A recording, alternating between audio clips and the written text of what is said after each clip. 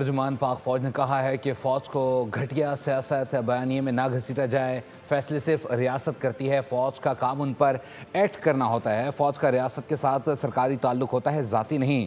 لیکن جب اپنا تعلق ذاتی اور سیاسی بنا لیں گے اس کی جواب دہی ہوگی.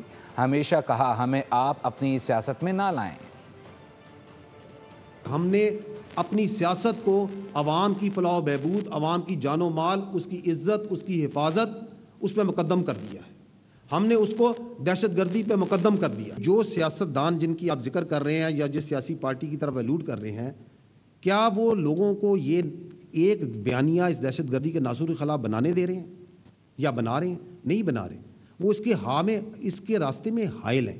نو this is again part of the narrative کہ آپ اپنا کام نہ کر کے یہ کہ یہ کام بھی فوج کرے، یہ کام بھی فوج کرے، یہ کام بھی فوج کرے.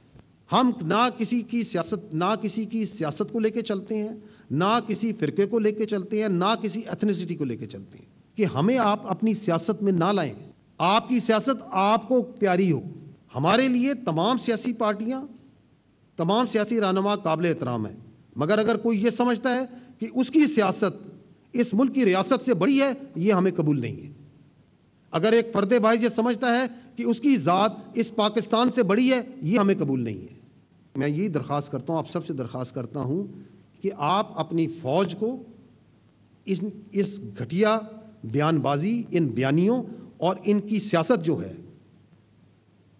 جس کی اپنی کوئی ذاتی مفاد اور کوئی گمراہ کن قسم کا ایجنڈا ہے، اس سے پاک رکھیں اور دور رکھیں.